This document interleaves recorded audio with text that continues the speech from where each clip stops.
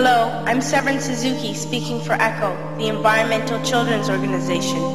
We're a group of 12 and 13-year-olds trying to make a difference. Vanessa Seti, Morgan Geisler, Michelle Quigg, and me.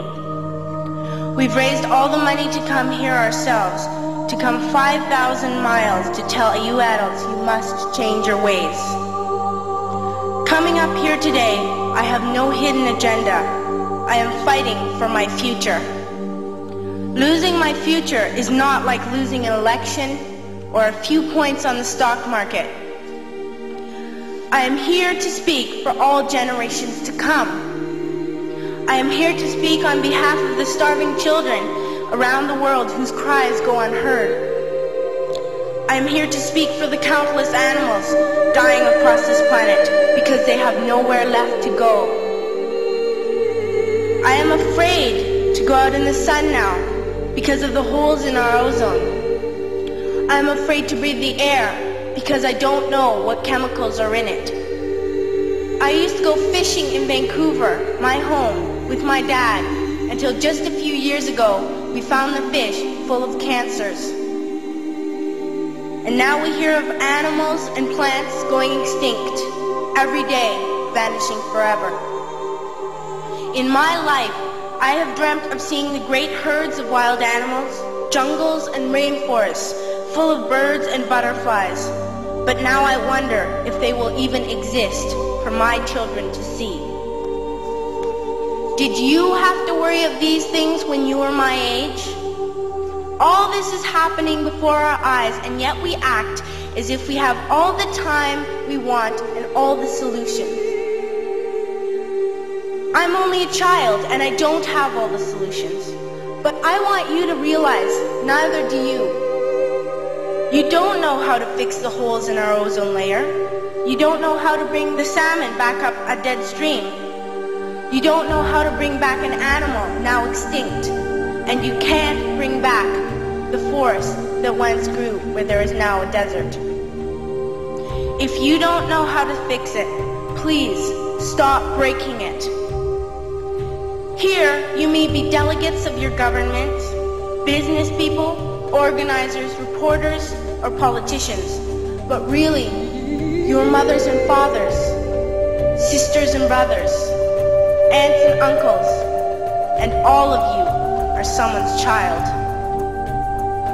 I'm only a child, yet I know we are all part of a family, 5 billion strong, in fact 30 million species strong.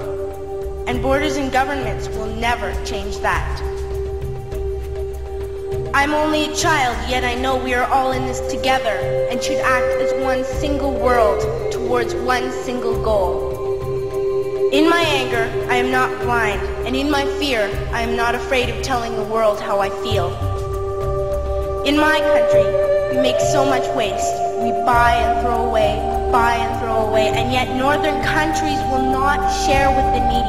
Even when we have more than enough, we are afraid to share. We are afraid to let go of some of our wealth. In Canada, we live the privileged life, with plenty of food, water, and shelter. We have watches, bicycles, computers, and television sets. The list could go on for 2 days. 2 days ago, here in Brazil, we were shocked when we spent time with some children living on the streets. This is what one child told us. I wish I was rich. And if I were, I would give all the street children food, clothes, medicines, shelter, and love and affection. If a child on the streets who has nothing is willing to share, why are we who have everything still so greedy? I can't stop thinking that these are children my own age, that it makes a tremendous difference where you are born. That I could be one of those children living in the favelas of Rio. I could be a child starving in Somalia, or a victim of war in the Middle East, or a beggar in India. I am only a child, yet I know if all the money spent on war was spent on finding environmental answers, ending poverty, and finding treaties, what a wonderful place this earth would be. At school, even in kindergarten, you teach us how to behave in the world.